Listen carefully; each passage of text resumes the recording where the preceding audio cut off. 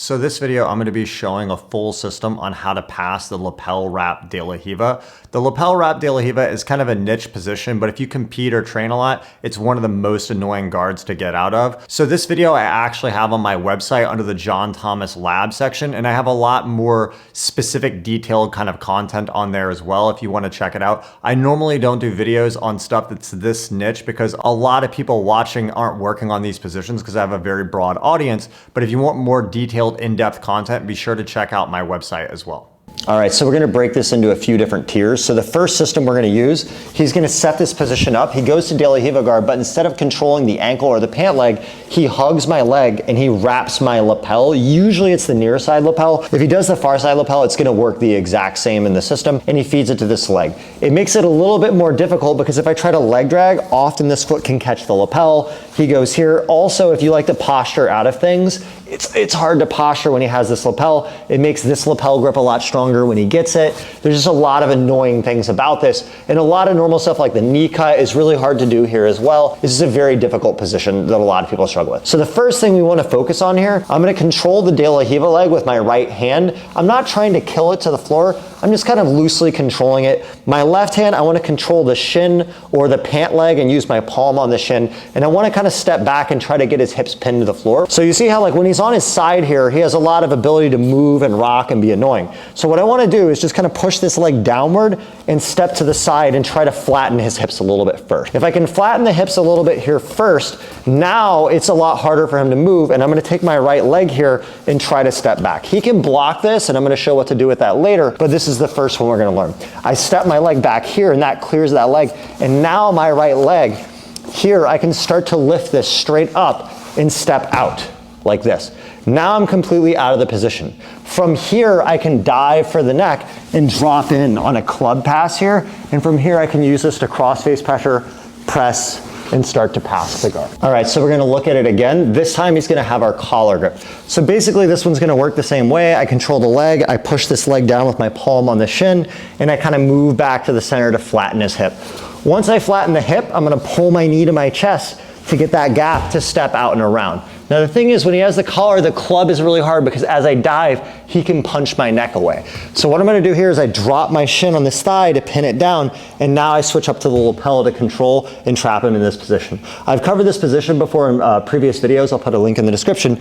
But often here I start pushing this leg behind, and now I can start progressing forward for the cut. So from here, if he continues to stiff arm, it's hard to club. If he relaxes this, then I can come in and grab the neck, force cross face pressure, and start using this to pass the guard. But if he stays here stiff arming the neck, that can be difficult. So often what I'll do is once I've pushed this leg behind here, my arm can come up to the back here. I control and I push here and I bring my knee on the inside to break this grip on the lapel. Once I go here, I can persist with a normal knee cut style and finish from here. All right, so now we're gonna look, if we can't do the step out method, how to use the cut to pass this position.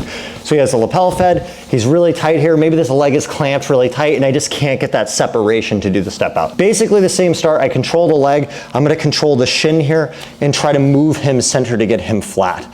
I can use the ankle here, sometimes if this is a little more extended and I can get a good pant grip with my hand backwards, I'll do this. I just wanna bring the hip flat.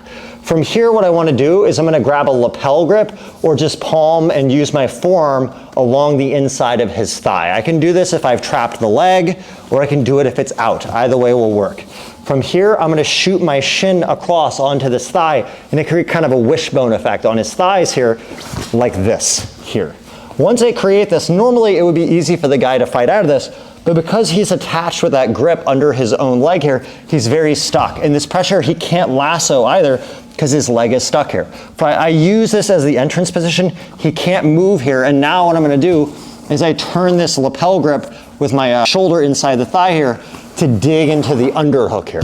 Once I get into the underhook, now I can start going over the back and I slowly start digging my shoulder in deep on his armpit here. This pressure here is very hard for him to get out of this. And now as I get my shoulder deeper and deeper, I can apply pressure and slowly that lapel grip will break. And now I can persist into normal knee cut finishes. So some bonus information here, I wanna show how to pass the ringworm guard. So the ringworm guard is, in my opinion, one of the most annoying guards to get out of. It's basically a worm guard variation where he feeds the lapel here and he grabs it, he wraps the lapel around his own leg and he grabs this single leg grip here. This is probably the most annoying lapel guard to get out of. The other ones are more aggressive and more dangerous, but this is the hardest one to get out of. The other one, the classic worm would be this hand holding, and then the reverse dela worm would be this arm underneath here, here feeding it like this, right? These are more aggressive, and I'll probably do a full video on passing the worm at some point, but the ringworm is just really annoying to get out of, so I wanted to show it in this video. So we go back to the initial position here. So what I like to focus on here, I crowd this leg with my right foot and I control the pant leg here.